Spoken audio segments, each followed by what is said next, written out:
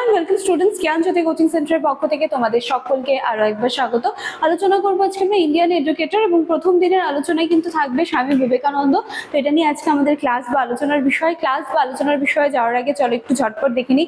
বোর্ডের কর্নারে দুটো কন্ট্যাক্ট নাম্বার দেখতে পাচ্ছ। নাম্বার দুটি হলো আমাদের জ্ঞানজ্যোতি কোচিং সেন্টারের অফিসিয়াল হেল্পলাইন নাম্বার। তোমরা যারা চাইছো আমাদের সাথে যোগাযোগ করতে, যে কোনো একটি নাম্বারে কল করে কিন্তু আমাদের সাথে সরাসরি যোগাযোগ করে নিতে পারো। এছাড়াও কোর্স ফির ক্ষেত্রে কিন্তু একটা হিউজ ডিসকাউন্ট চলছে। এই কোর্স ফি কিন্তু তোমাদের জন্য নয়, আমি আবারও বলে দিচ্ছি, কল করলে তোমাদেরকে ডিটেলস সমস্ত কিছু জানিয়ে দেওয়া হবে। চলো আর অতিরিক্ত কথায় যাচ্ছি না, আলোচনার বিষয়ে ফিরে আসছি। স্বামী বিবেকানন্দ নিয়ে কিন্তু আমরা যত বলি ততই কিন্তু কম, তাই না? আচ্ছা, তাহলে স্বামী বিবেকানন্দ কে ছিলেন? ঊনবিংশ শতকের একজন অন্যতম শ্রেষ্ঠ শিক্ষাবিদ তথা দার্শনিক ও সমাজ সংস্কারক। ঠিক আছে, ওনার আসল নাম কি ছিল? নরেন্দ্রনাথ দত্ত। 1863 সালের 12ই জানুয়ারি কলকাতায় তিনি জন্মগ্রহণ করেন এবং তার গুরু ছিলেন রামকৃষ্ণ পরমহংসদেব। গুরুর আদর্শে অনুপ্রাণিত হয়ে কিন্তু তিনি এই যে বলো যে মানব সেবা বা জাতির পুনর্জাগরণ, এই সমস্ত কাজে কিন্তু তিনি আত্মনিয়োগ করেছিলেন এবং সমস্তটাই কিন্তু ওনার গুরুর থেকে ইন্সপায়ার হয়ে। স্বামী বিবেকানন্দের শিক্ষাদর্শের মূল লক্ষ্য কি ছিল? যে মানুষের কিন্তু সর্বাঙ্গীন বিকাশ করতে হবে, এবং তিনি বলেছিলেন যে শিক্ষা হলো মানুষের মধ্যে থাকা অন্তর্নিহিত শক্তি এবং সম্ভাবনার বিকাশের প্রক্রিয়া। প্রত্যেকটা মানুষের মধ্যে শক্তিটা রয়েছে, সেটাকে খুঁজে বের করতে হবে এবং সেটাকে বিকশিত করতে হবে। তিনি বলেছিলেন যে শিক্ষা হলো মানুষের মধ্যে ইতিমধ্যে নিহিত পূর্ণতার প্রকাশ, অর্থাৎ শিক্ষা বাইরে থেকে জ্ঞান আরোপ করে না, বরং মানুষের ভেতরে লুকিয়ে থাকা জ্ঞান, শক্তি, গুণাবলী যেগুলো আছে সেগুলোকে ঘষে মেজে ভালো করে। ঠিক আছে, এটাই কিন্তু তিনি বলেছিলেন।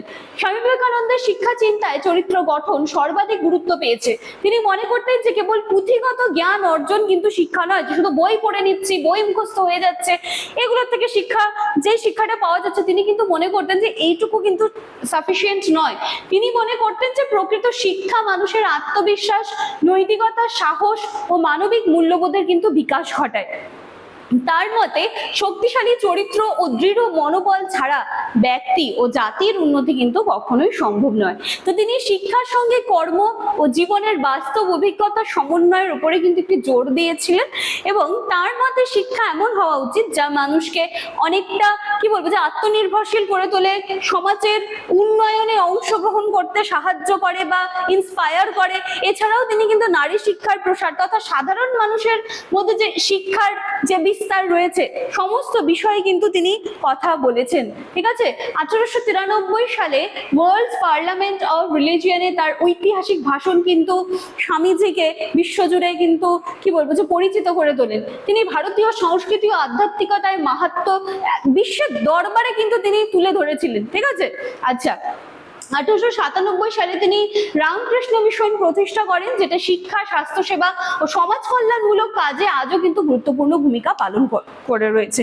ঠিক আছে, তো শেষ অবধি আমরা এটাই বলতে পারি যে স্বামী বিবেকানন্দের যে আদর্শ ছিল, জীবন আদর্শ থেকে শুরু করে শিক্ষা আদর্শ, এই আদর্শগুলো যদি কেউ আজকের দিনে দাঁড়িয়ে ফলো করো, তাহলে কিন্তু অবশ্যই একজন মানুষের মতন মানুষ কিন্তু তোমরা অবশ্যই গড়ে উঠতে পারবে। তো এই জায়গাটি কিন্তু এক্সামের জন্য ইম্পর্টেন্ট রয়েছে, তোমরা ভালো করে এই টপিকটি দেখে যাবে। তো চলো আজকের ক্লাস বা আলোচনার বিষয় আমি এখানেই শেষ করছি। দেখা হচ্ছে আবার নেক্সট দিনের ক্লাসে। Thank you.